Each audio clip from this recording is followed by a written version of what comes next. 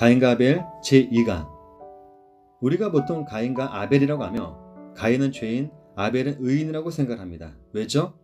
그건 첫 번째, 그들이 드린 제사 때문에 우리들이 그렇게 생각하고, 두 번째, 가인이 아벨을 죽였기 때문에 우리들이 그렇게 생각하고 있죠. 그런데 하나님의 말씀대로라면 둘 다 죄인입니다. 왜죠?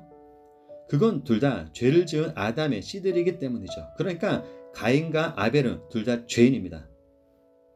그렇기 때문에 둘이 하나님께 드린 제물은 어느 것이 선 어느 것이 악 이게 아니라 둘 다 죄인이 드린 제물일 뿐입니다. 그렇기 때문에 둘 중에 누구의 제물을 받으실지는 하나님의 마음이신 거죠. 그런데 하나님은 가인이 드린 제물이 아닌 아벨이 드린 제물을 받기로 하신 겁니다. 왜죠? 그 제물로 인간의 죄를 씻어주고 우리를 의인, 하나님의 백성으로 만들어주기로 작정하셨기 때문이죠. 언제요? 창세 전에요. 이걸 우리는 언약이라고 이야기를 하는 겁니다.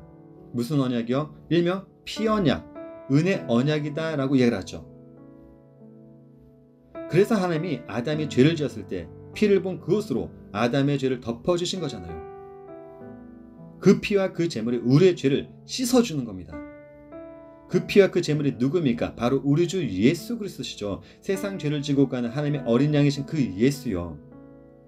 그래서 하나님이 아벨의 제물을 받으신 겁니다. 왜? 이건 이미 약속된 언약이었기 때문이죠.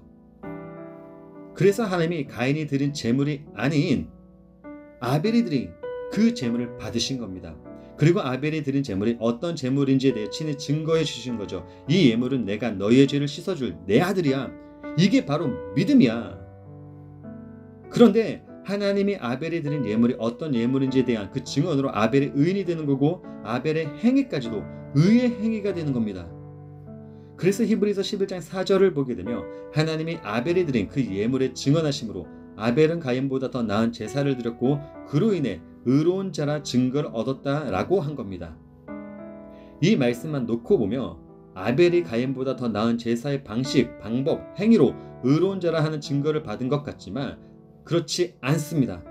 왜냐하면 그 뒤에 어떤 말씀이 있기 때문이냐면 하나님이 그 예물에 대하여 증언하심이라 라는 말씀이 있기 때문이죠. 그러니까 이 말씀은 아벨의 제사 행위로 아벨의 의인이 된 게 아니라 하나님이 아벨에 드린 그 제물에 증언하신 것으로 아벨과 그의 행위가 의가 된다라는 그 말씀인 겁니다. 그래서 아벨의 제사를 드릴 때 하나님이 아벨과 그의 제사를 받으셨다라고 한 겁니다.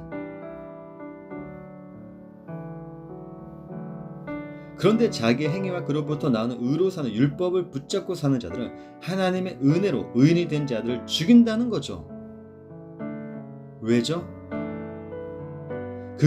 그들에게 있어 믿음의 제사는 하나님에게서 나오는 일방적 언약이어야 하는 게 아니라 자신들이 만들고 내놓아야 하는 열심이기 때문이죠. 그런데 하나님은 그의 백성들도 아벨처럼 만들어서 그의 언약을, 그의 믿음을 증거하게 시켰다는 겁니다. 그래서 히브리서 11장 4절 마지막에 그가 죽었으나 그 믿음으로서 지금도 말하느니라 라고 한 겁니다. 그러니까 하나님이 우리들에게 가인과 아벨의 제사로 가르쳐 주려고 하는 것은 행위로 믿음의 제사를 드려라 이게 아니라 너희들은 내가 베푼 은혜로 율법주의자들에게 맞아 죽는다를 가르쳐 주는 겁니다. 그렇기 때문에 여러분들이 하나님의 은혜로 하나님의 성도가 되었다면 율법을 붙잡고 살지 마시고 하나님이 주신 은혜로 율법에 맞아 죽으십시오.